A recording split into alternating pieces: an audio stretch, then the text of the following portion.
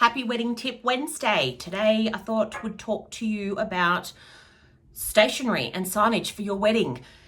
Think about whether you want to do hard copy invitations and save the dates, because you also need to think about postage. That is something that can help add to your budget, so make sure you're factoring that in. Are you doing a website? That can help provide a lot of that information. That you may still want to do an invitation and either have the link to your website or a QR code so that guests can follow the extra information, so that you might reduce down how many extra pieces of invitation paperwork you need to include. Save the dates. You can do magnets or other fun coasters and bottle openers and things that you can do as another fun way if that's something that you want to do. Seating charts.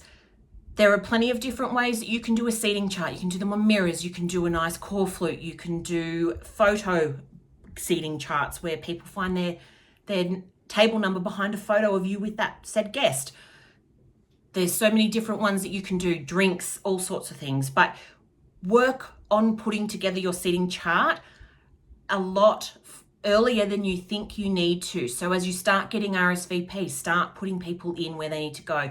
Also put it in alphabetical order. It's a hell of a lot easier to find where guests are seated.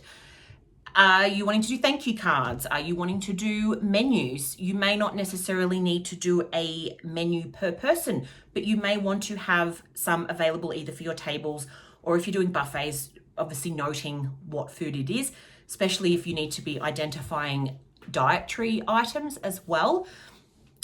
Do you want to do crosswords? Do you want to do other bar signs so people know what's in the drinks package? Gifts and cards, guest book.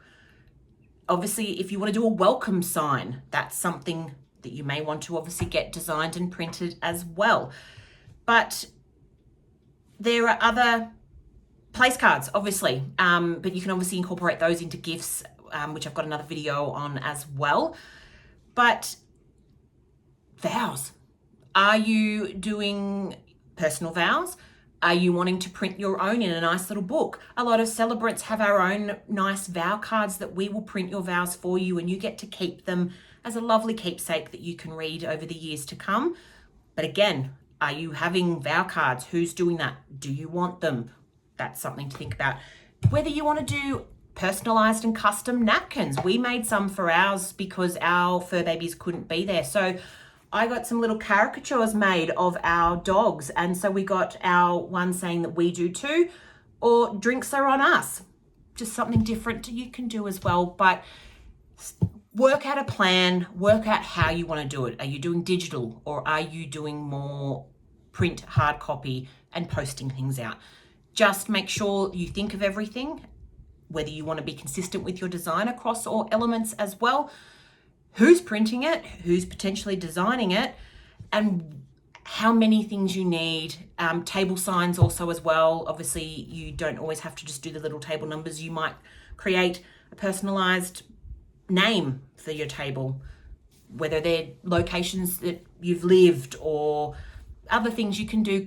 Be creative with it, but just make sure you start to really develop that list so nothing is missed and you're panicking the day before that you haven't got your table signs or your welcome sign. Okay, thanks. Bye.